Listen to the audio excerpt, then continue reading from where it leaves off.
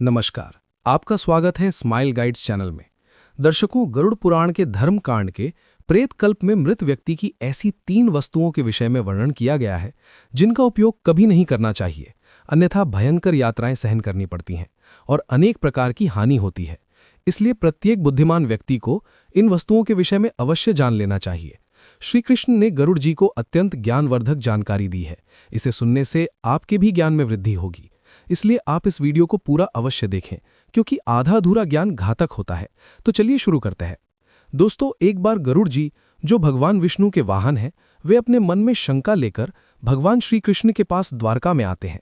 अपने प्रिय वाहन गरुड़ को देखकर भगवान श्री कृष्ण प्रसन्न होकर उनका स्वागत करते हैं और कहते हैं, हे पक्षीराज, तुम्हारा द्वारका में स्वागत है।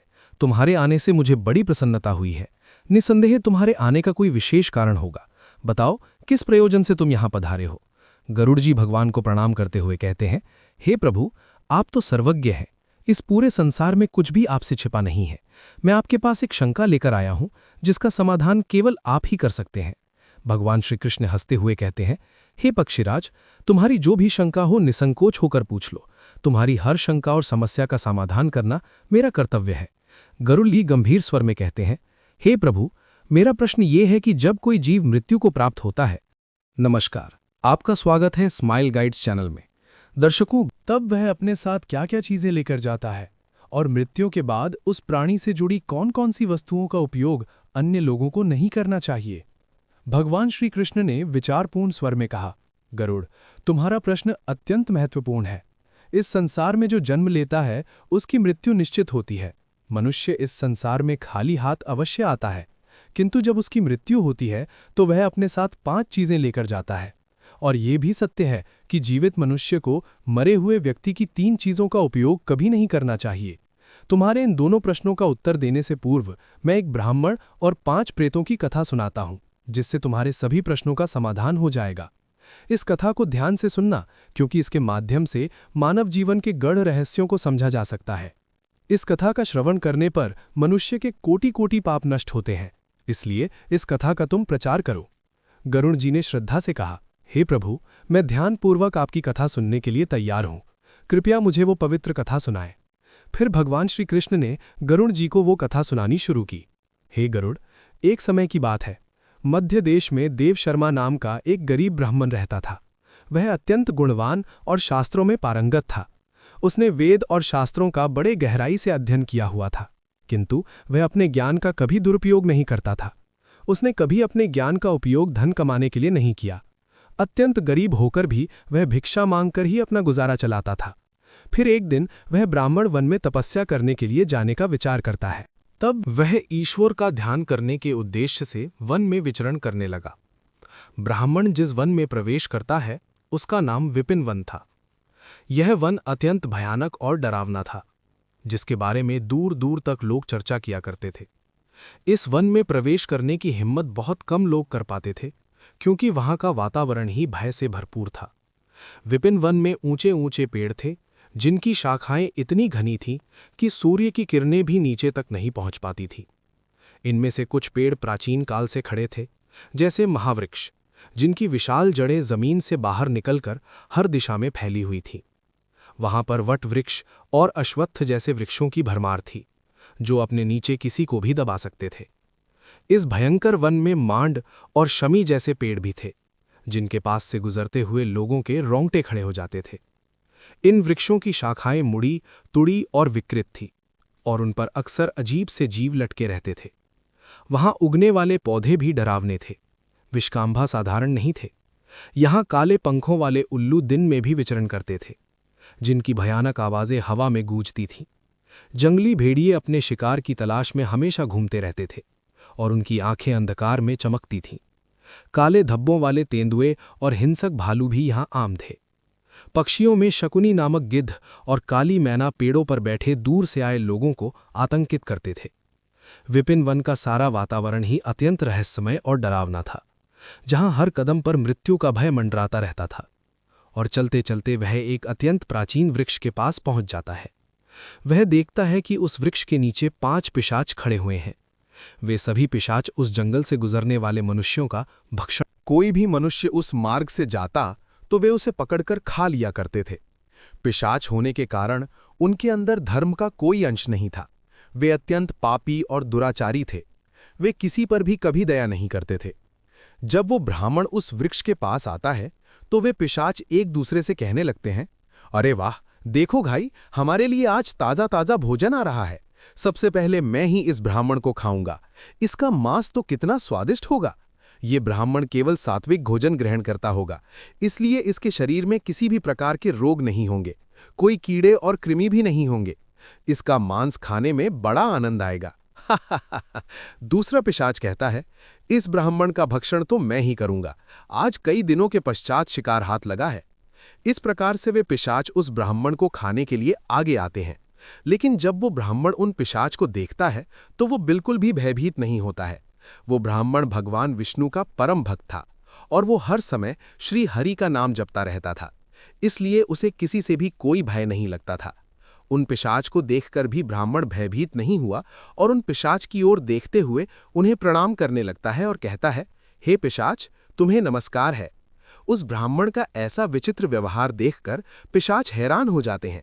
विष्णु भक्त ब्राह्मण के सानिध्य से उनके अंदर से तामसिक भाव नष्ट हो जाता है और वे आश्चर्यचकित होकर उस ब्राह्मण की ओर देखते हैं और उस ब्राह्मण से कहने लगते हैं, हे महात्मा, आप कौन हैं और इस वन में अकेले क्यों भटक रहे हैं? हम पिशाच को देखकर भी आपको जरा सा भी भय नहीं लगा।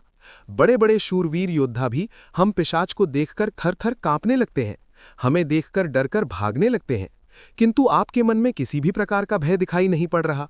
आपके सानिध्य में आने पर हमारी भूख भी समाप्त हो चुकी है। हम तो आपको भोजन समझकर प्रसन्न हो रहे थे और आपको खाने वाले थे। फिर वो ब्राह्मण कहता है, हे पिशाच, मुझे आपसे बिल्कुल भी भय नहीं लग रहा है, क्योंकि मैं जानता हूं कि भगवान हमेशा मेरे साथ हैं और उनकी इच्छा के बिना तो पेड़ का पत्ता तक नहीं हिलता। यदि मेरी मृत्यु आप पिशाच के द्वारा ही होनी है तो मुझे ये भी स्वीकार है। प्रभु ने मेरे भाग्य में जो भी लिख दिया है। कोई भी मनुष्य उस मार्ग से जाता तो वे उसे पकड़कर खा लिया करते थे। मुझे वो मंजूर है। यदि मुझे खाने से आपकी तृप्ति होती है तो मैं इसे मेरा सौभाग्य समझूंगा। इस संसार के प्रत्येक प्राणी को सुख प्रदान करना, उनकी तृप्ति करना ही प्रत्येक मनुष्य का कर्तव्य है। पिशाच भी ईश्वर द्वारा ही बनाए हुए हैं, इसलिए मैं आपकी निंदा भला कैसे कर सकता हूं? ब्राह्मण के ऐसे वचन सुनकर वे सभी पिशाच आश्चर्यचकित हो जाते हैं और उस ब्राह्मण से कहने लगते हैं, हे ब्राह्मण देवता, आपके वचन अत्यंत सुंदर हैं, जिन्हें सुनकर ही हमारी तृप्ति हुई है। हम आपका भक्षण नहीं करेंगे। कृपया आप हमें बताइए कि आप कौन हैं और किस कारण से आप इस वन में भटक रहे हैं। वो ब्राह्मण कहता है, हे पिशाच, मेरा नाम देव शर्मा है और मैं प्रभु की भक्ति करने के लिए इस वन में उचित स्थान खोज रहा था, किंतु आपको देखकर लगता है कि आप बहुत कष्ट में हैं। मुझे बताइए कि किस कारण से आपको पिशाच बना पड़ा।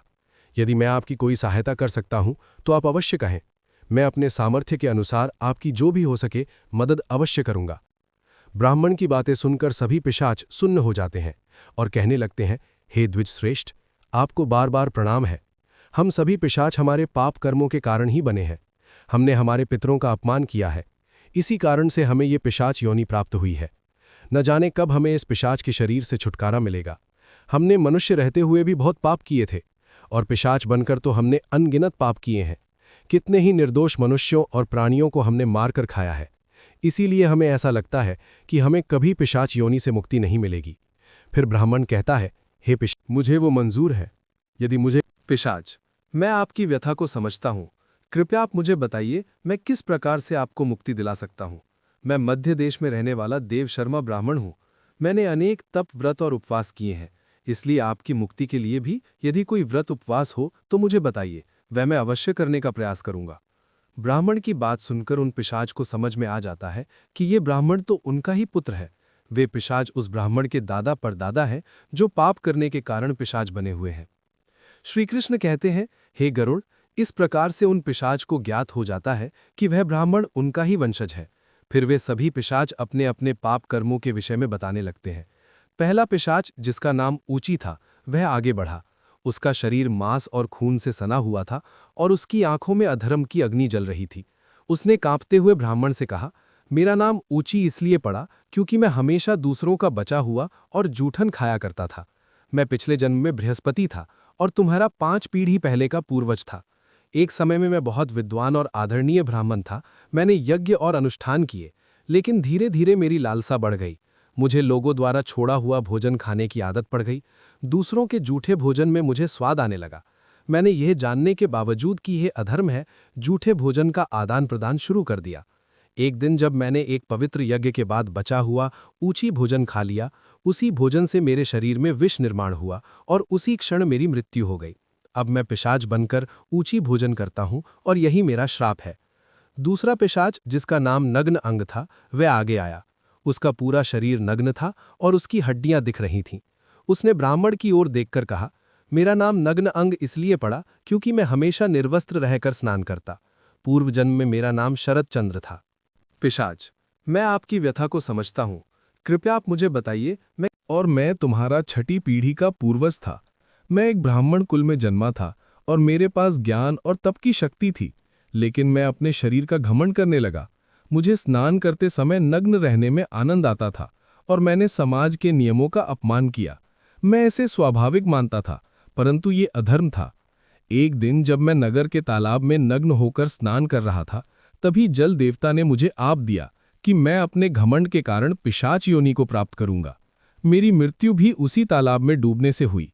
अब मैं पिशाच हूं और मेरा शरीर हमेशा नग्न रहेगा, जैसे मैंने अपने ब्राह्मण धर्म का अपमान किया था। तीसरा पिशाच, जिसका नाम शव वस्त्र था, उसके शरीर पर मृत लोगों के फटे हुए कपड़े लिपटे हुए थे। उसकी आवाज में दर्द था। उसने कहा, मैं इस योनि में इसीलिए हूं क्योंकि मैंने हमेशा मृत व्यक्तियों के कपड़े चुराए। पिछले जन्म में मेरा नाम अच्युतानंद था। मैं तुम्हारे पूर्वजों में से था और एक आदरणीय ब्राह्मण कुल से संबंध रखता था, लेकिन मेरे मन में लोभ बढ़ गया था। मैं स्मशान भूमि पर जाकर मृतकों के वस्त्र चुराता और उन्हें बेचता था। और मैं तुम्हारा 6ठी पीढ़ी का पूर्वज था। मरे हुए लोगों के वस्त्र पहनकर मुझे सुख की अनुभूति होती थी। मेरे इस अधर्म को देखकर देवताओं ने मुझे श्राप दिया कि मेरी मृत्यु भी स्मशान में होगी और मैं पिशाच बनकर हमेशा शवों के वस्त्र पहनूंगी। मेरी मृत्यु स्मशान में ही हुई, जहां एक भयंकर पिशाच ने मुझे मार दिया। अब मुझे मृतकों के वस्त्र पहनने का श्राप मिला है। चौथा पिशाच, जिसका नाम अशौच था, उसकी उपस्थिति इतनी गंदी और बदबूदार थी कि ब्राह्मण को सांस लेना कठिन हो गया। अशौच ने कहा, मेरा नाम अशौच इसलिए पड़ा क्योंकि मैंने हमेशा अपवित्र और गंदी चीजों में खुद को लिप्त रखा। मैं पिछले जन्म में धर्मराज था और तुम्हारा पूर्वज था। मेरे जीवन में शुद्धता का कोई स्थान नहीं था। ब्राह्मण होते हुए भी मैंने अपवित्र में जीवन बिताया। मैंने कभी अपने तन और मन की शुद्धता का ध्यान नहीं रखा। गंदे वस्त्र पहने और अपवित्र स्थानों पर रहा। मैं स्नान नहीं करता था और ये सब जानकर भी मैंने धर्म के नियमों का पालन नहीं किया। मेरे इस पाप के कारण देवताओं ने मुझे श्राप दिया कि मैं अशुद्ध में लिप्त रहकर ही इस पिशाच योनि में भटकूं। मेरी मृत्यु एक गंदे तालाब में डूबकर हुई। अब मैं इस पिशाच योनि में हूं, जहां मैं हमेशा अपवित्र से घिरा रहता हूं। अंत में 5वां पिशाच क्रव्यध था। उसका मुख रक्त से लथपथ था और उसके हाथों में मांस के टुकड़े थे। उसने भयावह हंसी के साथ ब्राह्मण से कहा, मैं क्रव्यध हूं क्योंकि मैं मांस और रक्त का लोभी था। पूर्व जन्म में मेरा नाम सोमदेव था और मैं तुम्हारा पूर्वज था।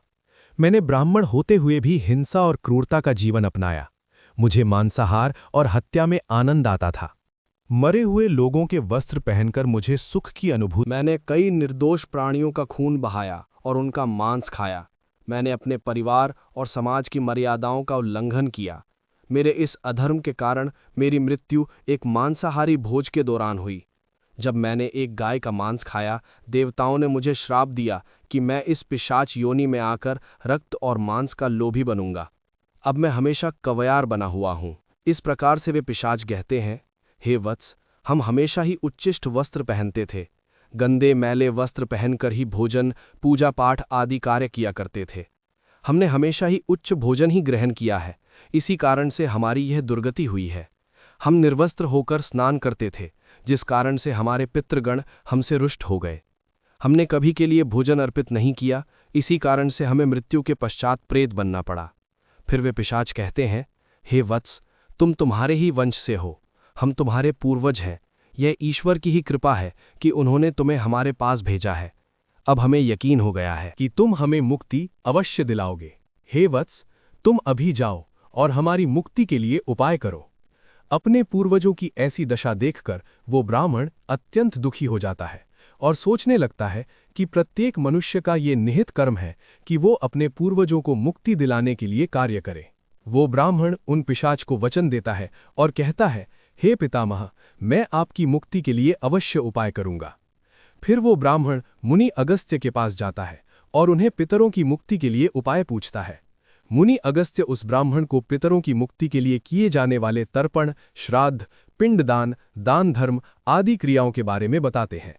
फिर वो ब्राह्मण पवित्र नदी के तट पर जाकर अपने पूर्वजों के लिए वे सभी कार्य करता है जो मुनि अगस्त्य ने बताए हुए होते हैं। वो पहले नदी के पवित्र जल से तर्पण करता है, फिर नदी के तट पर बैठकर पिंडदान करता है और उससे जो कुछ भी हो सके उसी के अनुसार दान धर्म करता है। इस प्रकार से उस ब्राह्मण के द्वारा तर्पण और दान धर्म करने से वे सभी पिशाच मुक्त हो जाते हैं और स्वर्ग की ओर जाने लगते हैं। फिर श्री कृष्ण गरुड़ से कहते हैं, हे गरुड़, इसीलिए मनुष्य को कभी उचट वस्त्र नहीं पहनने चाहिए, अर्थात गंदे और मैले कपड़े नहीं पहनने चाहिए। कभी उचट भोजन ग्रहण नहीं करना चाहिए।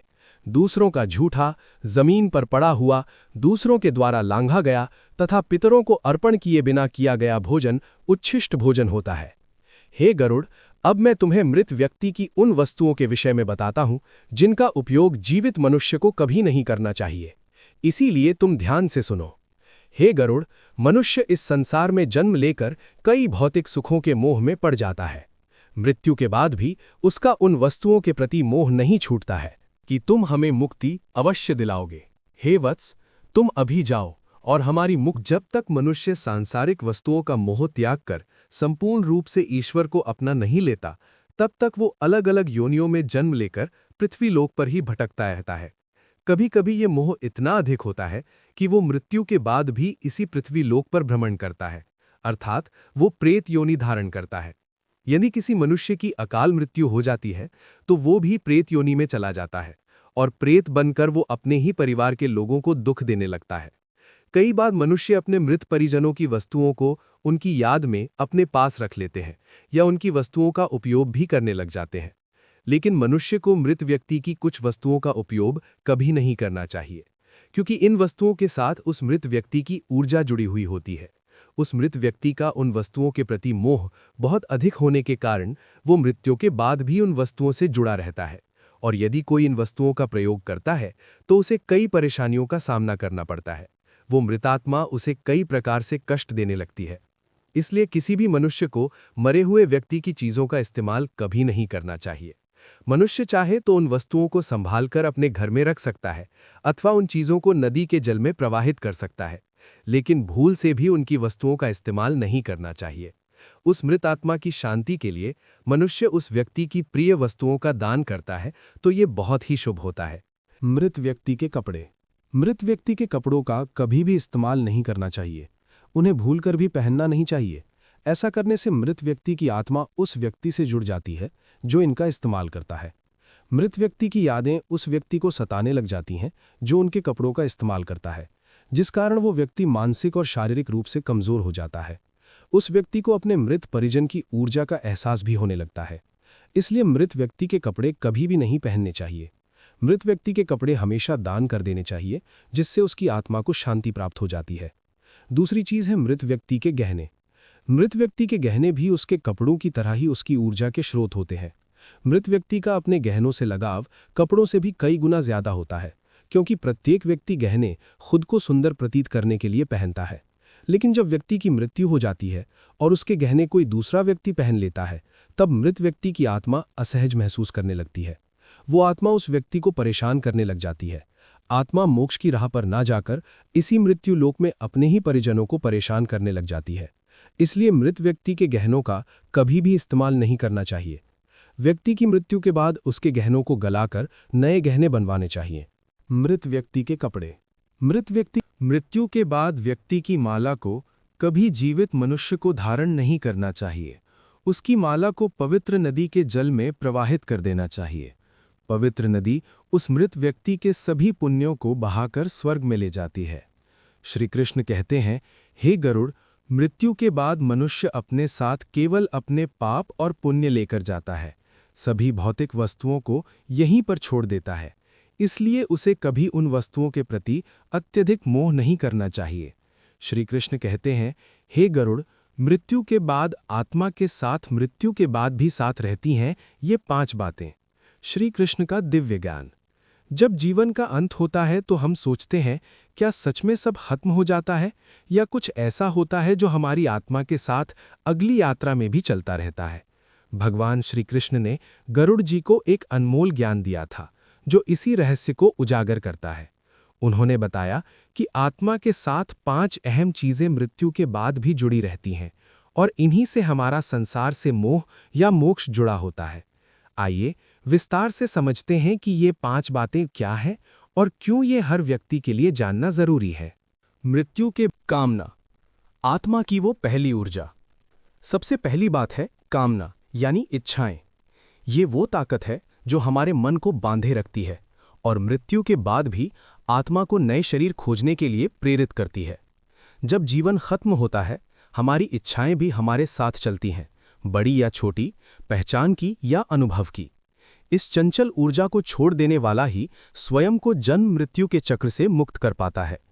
इसलिए कहा जाता है कि मृत्यु के समय अपनी इच्छाओं का त्याग करना अति महत्वपूर्ण है। वासना, इंद्रिय सुखों की अनंत लालसा। कामना का एक और रूप है वासना, जो इंद्रियों से जुड़ी लालसा को दर्शाती है। ये लालसा इतनी गहरी होती है कि अक्सर मृत्यु के समय भी लोग इससे मुक्त नहीं हो पाते। वासना सांसारिक वस्त्रों, धन संपत्ति, परिवार और भोग प्रसन्नता की ओर आकर्षित करती है। विष्णु पुराण में राजा भरत की कथा इसका सुंदर प्रमाण है। उनकी वासना हिरण के बच्चे के प्रति इतनी प्रबल थी कि मृत्यु के बाद उन्हें उसी जाति में पुनर्जन्म लेना पड़ा। ये साफ बताता है कि वासना आत्मा पर एक अत्यंत सशक्त बंधन है और इससे मुक्ति केवल मन की शांति और सच्चे ज्ञान से ही संभव है। कर्म, जीवन की सबसे बड़ी धरोहर। कर्म वो अमिट निशान है जो हम जीवन में छोड़ते हैं। जो कर्तव्य हम करते हैं, भले या बुरे, वे आत्मा के साथ मृत्युपरांत भी जुड़े रहते हैं और हमारे अगले जन्म का फल तय करते हैं। कामना, आत्मा की वो पहली ऊर्जा। सबसे पहली बात है कामना यानी इच्छाएं। मृत्यु के समय हमारे कर्मों का हिसाब होता है, जो हमारे जीवन की अगली गाथा का आधार बनता है। यदि नेक कर्म किए गए हों तो सुख, शांति और समृद्धि का दरवाजा खुलता है। यदि बुरे कर्म तो वे दुख, कष्ट और पाप का बोझ बन जाते हैं। ये कारण है कि हमारे धर्मशास्त्र कर्म को इतनी अहमियत देते हैं, क्योंकि कर्म 7 जन्मों तक भी आत्मा का पीछा करते हैं। इसलिए सदैव पुण्य कर्म में ही संलग्न रहना चाहिए। कर्ज, आत्मा का अनदेखा बंधन। कर्ज एक ऐसा और बंधन है जो मृत्यु के बाद भी आत्मा को छोड़े नहीं देता। यदि जीवन में किसी से लिया गया ऋण बिना चुकाए रह जाता है तो ये कर्म के समान अगली यात्रा में भी आत्मा को कष्ट देता है। ऋण चुकाने तक आत्मा स्वतंत्र नहीं हो सकती और इसे पूरा न करने पर परलोक में भी दंड मिल सकता है। यहाँ तक कि पुनर्जन्म में भी ये ऋण शारीरिक या मानसिक पीड़ा का कारण बन सकता है। अतः जीवन में लिए गए ऋणों को समय रहते चुका देना क्यों जरूरी है, इसका ये एक स्पष्ट उदाहरण है। भक्ति, ईश्वर से जुड़ने का पवित्र मार्ग। अंत में सबसे सुंदर और अंतिम चीज है भक्ति। भगवान श्री कृष्ण कहते हैं कि सच्ची भक्ति वो दिव्य धागा है जो आत्मा को ईश्वर से जोड़े रखता है। जो मनुष्य अपने हृदय से ईश्वर की आराधना करता है, उसकी भक्ति मृत्यु के बाद भी फल देती है। ये वो शक्ति है जो जन्म मरण के चक्र से निकालकर मोक्ष की ओर ले जाती है। ऐसा हृदय जो भक्ति में डूबा रहता है, वो मृत्यु के बाद भी ईश्वर के समीप ही रहता है। इसलिए भक्ति को जीवन का सबसे पवित्र और स्थायी साधन माना गया है। समाप्ति।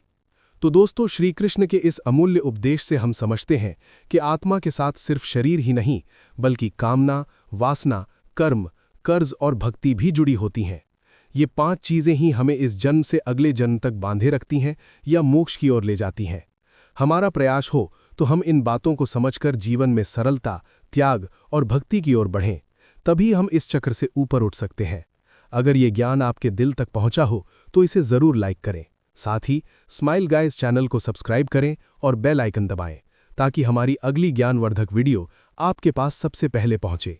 और कमेंट में जय श्री कृष्ण लिखें और अपने मित्रों के साथ साझा करें। इस पावन